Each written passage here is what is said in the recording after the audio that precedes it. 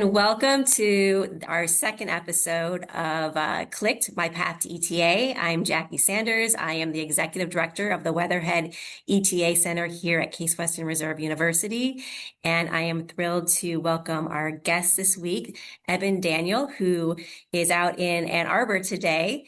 And actually another one of my alma maters. So I'm both a Michigan and a Weatherhead grad. So thrilled to have you here, Evan, today. Thank you so much. Pleasure to be here. Great. And the purpose of this series is to kind of uncover the what can be the confusion and the mystery around how do you kind of craft your course if you're interested in entrepreneurship. There's so many different avenues, and it can be confusing and overwhelming to figure out, what are the ways in which I navigate it? And you need to ask yourself, one, do I want to be a business owner? If the answer is yes, what is the way in which I'm going to pursue it? And there's multiple avenues. And the what Evan brings is that perspective, as he is personally going through both the world of startup as well as exploring acquisition entrepreneurship. So buying a business, an operating business to flex your entrepreneurial muscle. And then what do you do? What is the process in understanding? How do you make sure you go through in the way that is educated and productive? And last week we had Simon Kodkar on our series, and he came with a very different background from Evan. Simon was from a generational, multiple generations of entrepreneurship. Began running his own family business, and as life happens, that business was sold, and he then went and got his MBA, began a real estate portfolio, and is focused ultimately on going back into owning operating companies. And so here today, we're going to talk about, the fact that entrepreneurship is not necessarily a linear progression. And but by thinking through the process, you uncover communities and resources and opportunities which make it rewarding as well as keep your momentum moving forward. So I would like to start today by Evan, by you sharing a bit about like how you got to this place. You grew up in India, you went to college in India, and then somehow you managed to get to Southern Florida, and we're from looking at your resume, you were not on the entrepreneurial track, so to speak. You began working for some behemoth organizations, like in the healthcare field, McKesson and J&J Vision Care, as an engineer and a data scientist, an expert on machine learning and AI. So, where did entrepreneurship fit into those first steps in your career? Yeah, no, thank you. So yeah, I mean, my first, I think, internship, which led to a full time, was actually a small scale concrete manufacturing company in Tremron, Lakeland. Uh, Very new, just graduated. Again, I had lots of thoughts in my mind, like, hey, I have a great desk, things are going to be amazing. But it was the complete opposite. I was the only engineer, and there was one guy floating in different plants. So one, I had to prove myself, learn, grow, and it was a very different environment. And tons to learn, the resource were less, but all that being said, the first 1.5 years when I worked for a small scale company, it actually helped me to like, hey, you know what, work from ground up, like not just thinking about designing, but also like, hey, how are the whole things working with technicians and stuff like that. So I think starting off hard at a small concrete manufacturing company, and always like trying new things, and like, hey, I was wishing like, hey, I would want to do this A, B, C, D, E, but it was limited. So that's when I went to the bigger opportunity at Johnson and Johnson. It was like I was hungry to learn. I really want to learn a lot of different things, and I was like, hey, I will do A, B, and C, and all that stuff. So it was packed with that. But within that journey, I fell in love with data. Manufacturing. I was an engineer, so both when I was working with a small concrete company and as well as for Johnson and Johnson. So the whole perspective was around like, hey, we have manufacturing teams who have tons and tons of data. What do we do with it?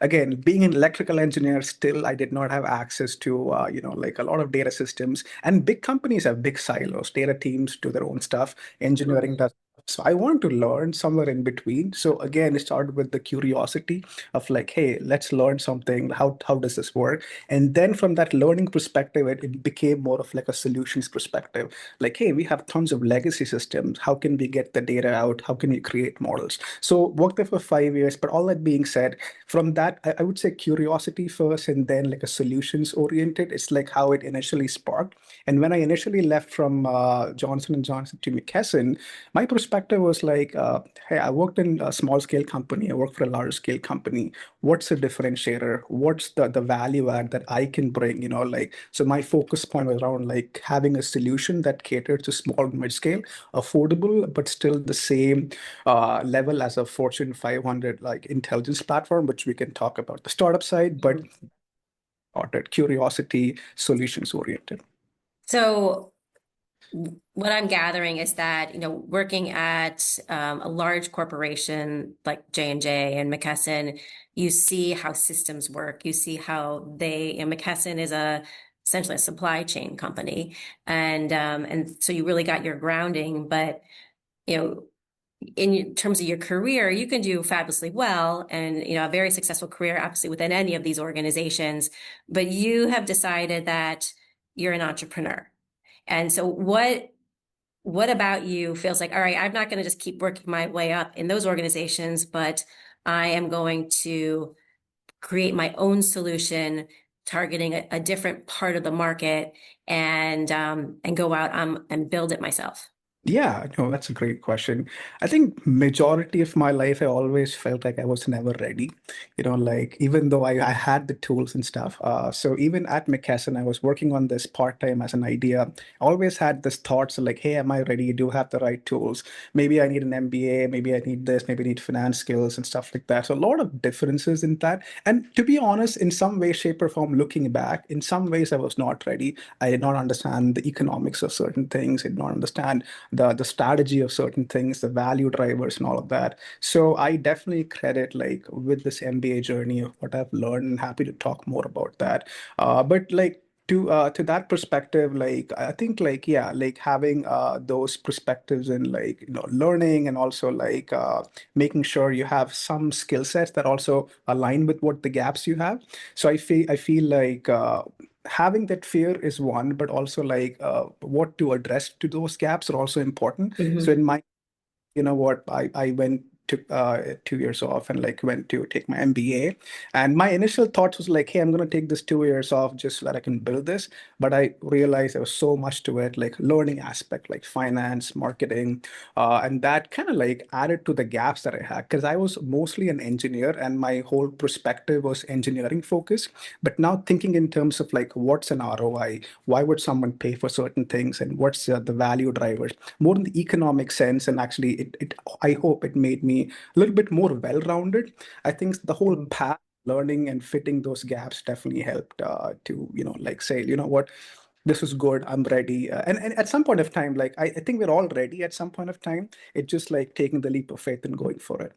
Right. So you had this spark that you wanted to build something that's your own, Yeah. but you had to figure out, how do I fill in the gaps? And I think one of the interesting things when we look at startup entrepreneurs versus acquisition entrepreneurs is that as a startup, you're starting with a piece of paper, blank piece of paper, and you, Eben, the founder, have to initially own all of those, or maybe you have a partner, but own all of those silos roles from engineering to marketing to finance. And so it sounds like your MBA kind of helped to better understand that, even though you had a very solid career previously.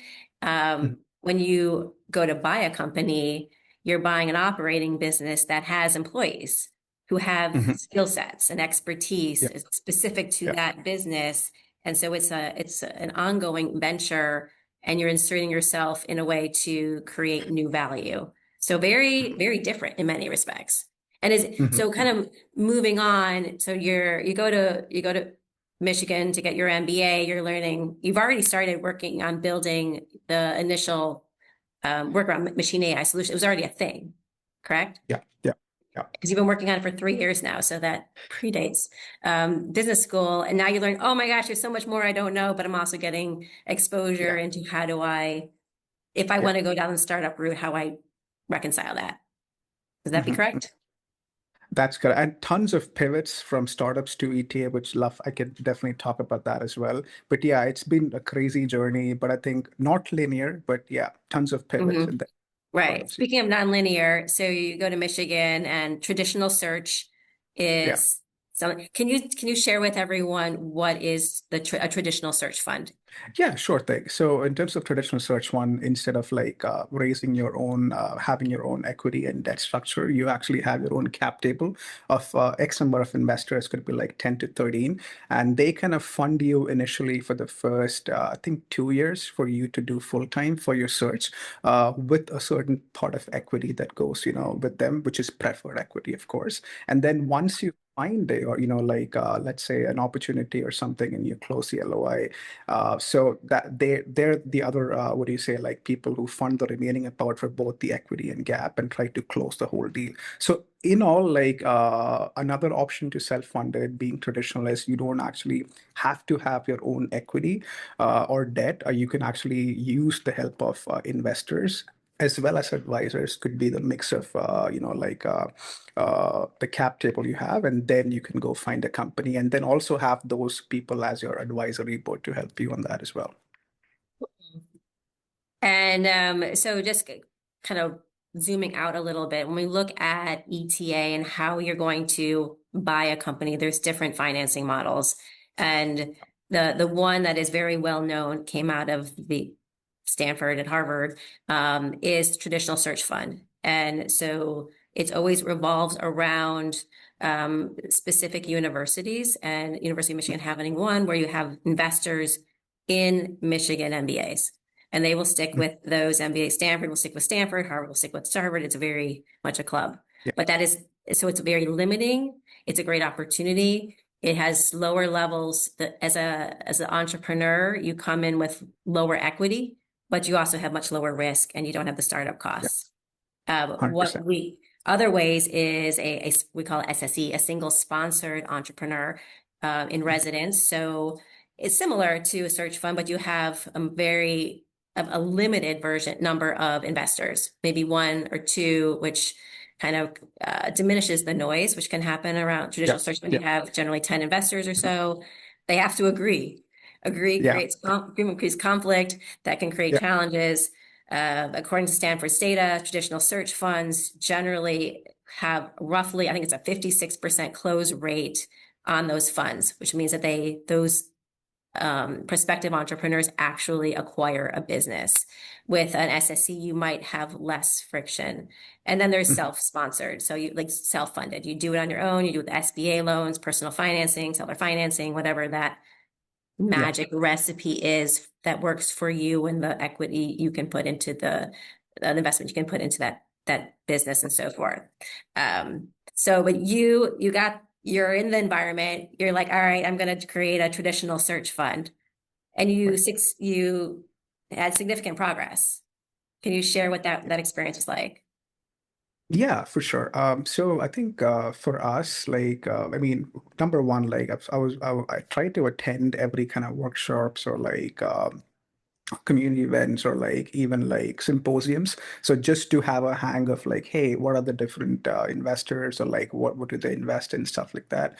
But like with internal pipeline, external pipeline, both included, I think the biggest thing was just to try to build the relationship, as you mentioned, like try to meet with them one on one, and also learning about like some search funds or like some of the investors, they don't invest in a certain category of what you say, like domain, like maybe not tech, maybe that's a bit more risky on that side. Some would not do manufacturing because hard assets and stuff like that, capex, to be honest. So there is always like like a few differentiators, but just like I think it's a two-way street of in terms of like finding a fit. We learn as like as students of like, hey, what do these investors invest in?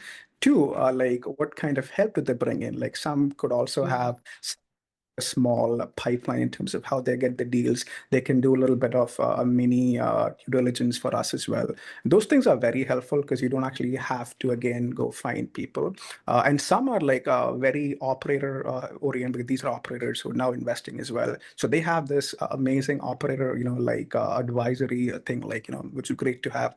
My recommendation is something I've also learned is to always have like a mix of board. Like some should be operators, you get that perspective. Some should be focused on the finance investing, and some are depends on what you want. Like know what the gap is and see how they can fill in that gap as well. But all that being said, like initial point was just have a one-on-one conversation, a coffee chat, and just learning about the investor and the investment as well, and then just trying to pitch in and then continuing the conversation. A lot of the time they need it's good to have like follow-ups, like one or two follow-ups, like, hey, I met you A, B, and C, love to follow up again. So that also builds that relations, but not just like a one-time thing, like, hey, you know what, I want like an investment or something of that sort. So definitely relationships like more recurring. And second thing is like trying to find what the biggest value drivers and the differentiators are, and put that in the front side, right? For me, it Mhm. was in text. And when I go, if I know, that's the first thing I say, like, hey, you know what? I'm interested in A, B, and C because of this. So definitely have a thesis. I would say having some background work before could be like a thesis, do some research on how the whole model works if they ask any question. But those would be like good steps to like stay on top of or just get. Mhm. Yeah. So you need to, in order to pursue ETA, you need to know where you want to go. You need to know industry. You need to understand your strengths. You need to understand, regardless of the financial model you pursue, who is that advisory network that is going to support you, whether it's through connections, whether it's through expertise, whether it's through, access to opportunities. And so so you started building your fund. What happened to your startup would you just kind of set it Yeah, aside? Are you like, okay, I'm not gonna be startup? What was your thinking around, I have this nascent startup, which has a lot of potential. I really love yeah, it. But ooh, yeah, there's this shiny object over here, and my friends are yeah, like creating funds and they're gonna go buy companies and they're gonna like be super successful this way. And that sounds sexy and fun. And so how did you go about figuring out your revised focus? yeah, yeah, yeah. That's a great question, and that brings me why I moved from startup to ATN the first time. I've been wrong so many times, like especially like I worked in concrete, as I mentioned, right? I'm like, hey, that's a great beachhead market to start, or beachhead as in the first market to enter. And I was like, when I did a lot of customer discoveries, realized that the users have a pain, the buyers are not ready because that's not the first priority for them to pay for that. And I was like, what? I mean, like, I thought that was like because I've never like, done like the sales side of it, right? So I was like, so I tried a few different things and like nothing was clicking. And that was around like last summer or something. And the second thing is like, I always wanted to like, like have enough data point for me to move into something else. And I also at the parallel was learning about ETA through classes and conference stuff like that. So I knew about that, but I was focused on startup. But like when I got those data points, like, hey, you know what? The segments are not working. Maybe it's not as cool as what I thought. And I wanted to be honest to myself. If I get traction, if this makes sense, I'll do it. If not, like ETA is a much, like adjacent path, which I can transfer what I was doing to move into that operations and tech side of it. So that's where like when I was not getting traction, I was like, hey, you know what? If I'll still try on the side, but if not, I'll move to ETA. But I also learning and also did and two internships. I'm happy to talk more on that as well. So that was a gradual path. I had data points was not making sense, like an ETA. I had all the thesis because this is what I want to do. I work on that and I moved that to like ETA, and that's my differentiator, what I bring into the table as well. And I started building connections. I started going to symposium. I went to the Weatherhead ones, which was amazing. Learned a lot. That's a great journey. Happy to talk more on that as well. But all that being said, that led me to like, hey, you know what? ETA is an amazing path. There is so many different models to it, and and there is a much lesser risk and like more opportunity in that side. And I can still choose my domain, which is manufacturing and technology, and Mhm. then go through pivot to ETA point, and then I started getting traction towards the end of it, and to the startup side, and then I pivoted back. But all that being said, I always maintain a relationship with my investors, and I try to like be honest with them. Like once I was getting traction, like, hey, you know what? Just being genuine, like this is what happened, getting traction, and they all support me. Like, hey, happy to be in there, still in touch with me, and so it was. I think still maintained the relationship, and then was being honest about what that is, and then pivoted back. And those investors were your investors related to your startup or to the search fund? Search for. I was Search pretty. I fund. mean, Okay. yeah, But they might come back. So I think that what's really interesting and what is um, intrigued me about your journey is that it's not an either or.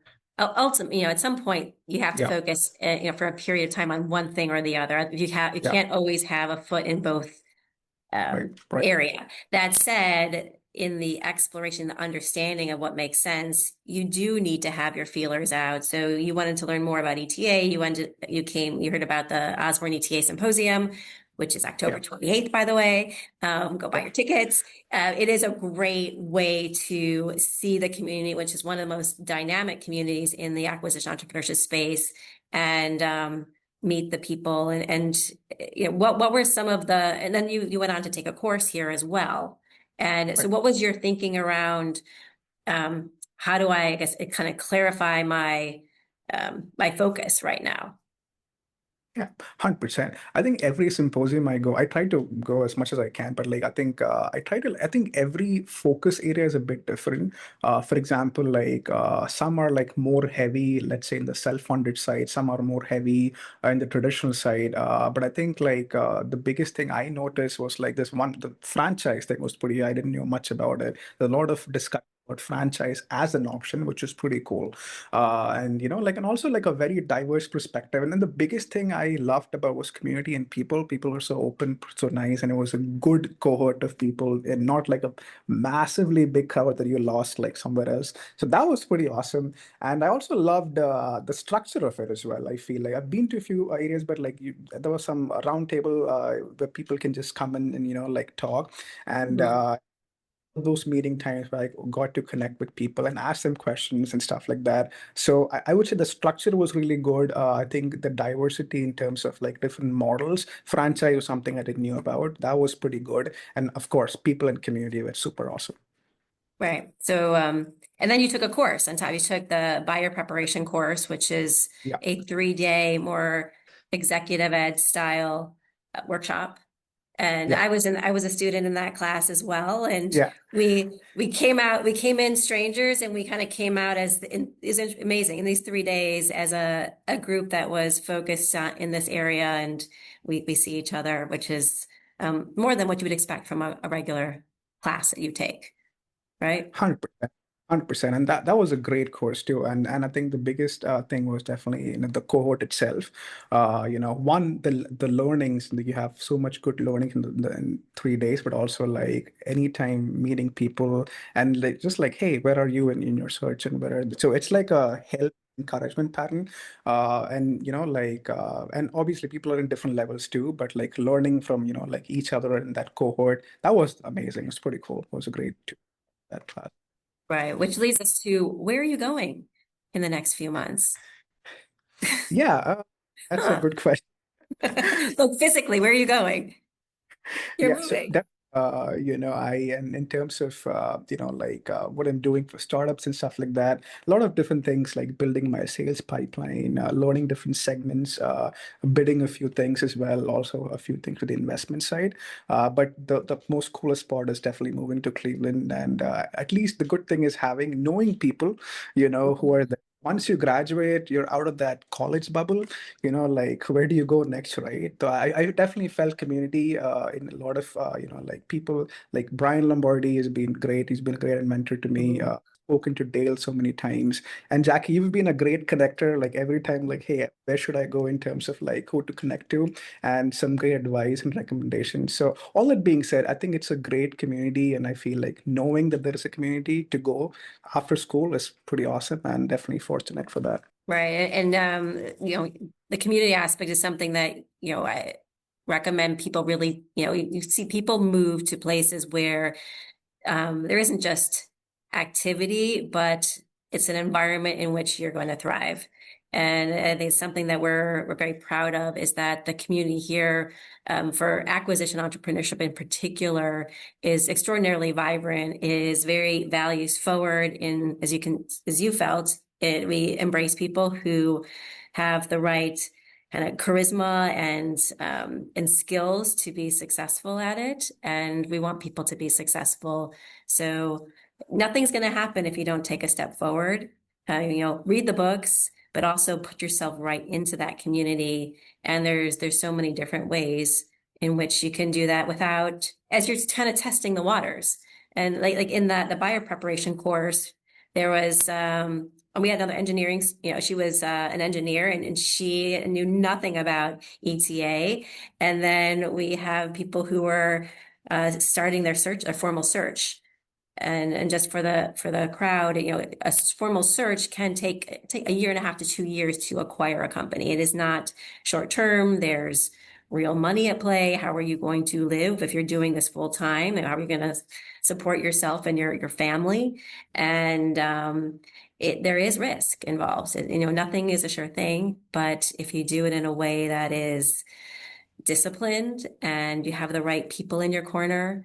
And I think, Eben, you mentioned Brian Lombardi, who happens to be he's a successful acquisition entrepreneur in his own right, plus involved in Promise Partners, Dale Mesnick, so forth. Like they're in the community and they're helping. But you actually, all that said, you're working on your startup right now.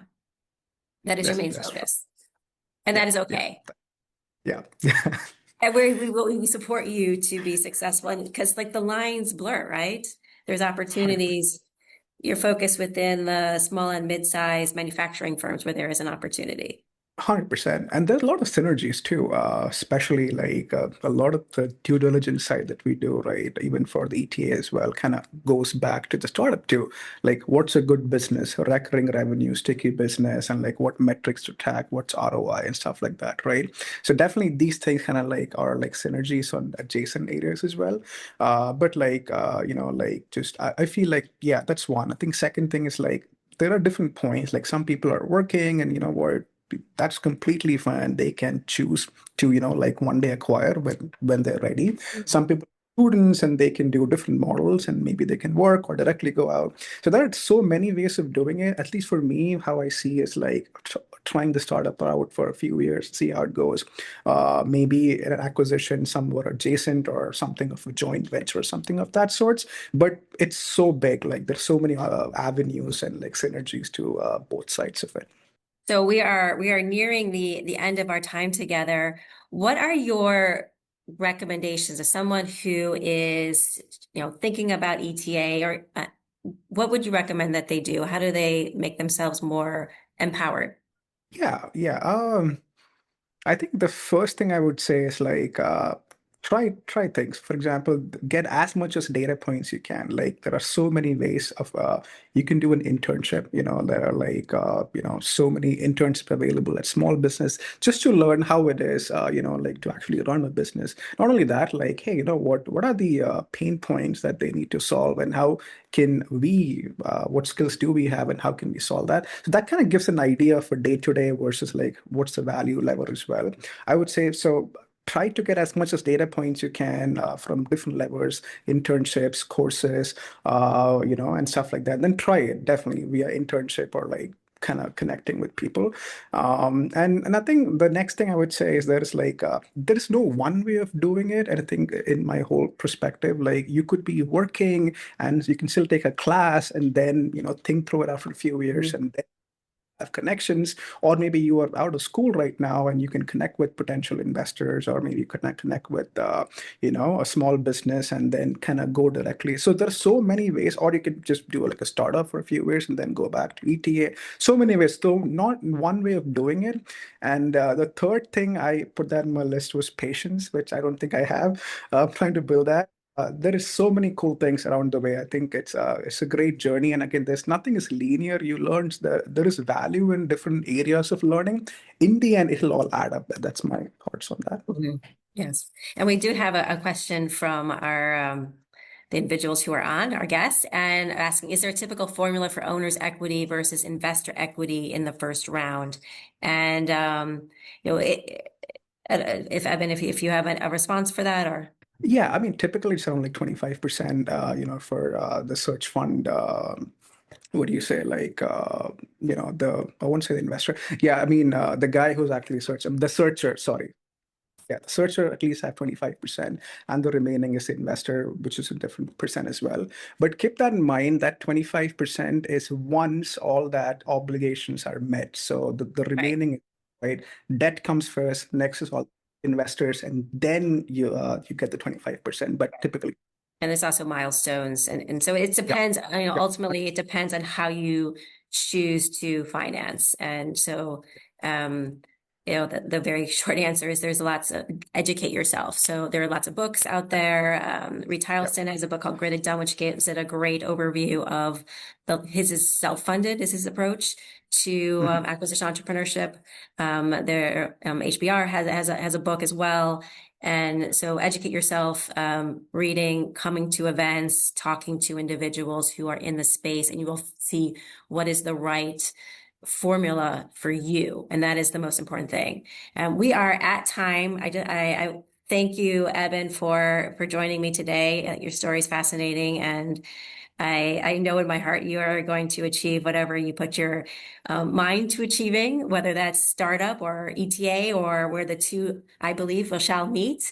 And Yeah. for our guests, thank you for joining us. If you are interested in learning more, my colleague Edwige just posted some links there. You can go to the Weatherhead website, case.edu/weatherhead/ETA.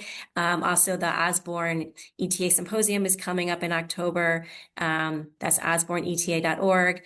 And we have several courses, ETA certificate, that are starting this fall. So you can look through those resources, see if something is right for you, or, please call me. I'm here at Case, happy to talk with anyone who's interested in learning more about the community and what we offer and what is the landscape like in general. So we're here to help and help make you successful. So thank you, everyone. I'm overdue on time, and have a great afternoon. Thank you, guys. Thank you, Thank Jackie. you.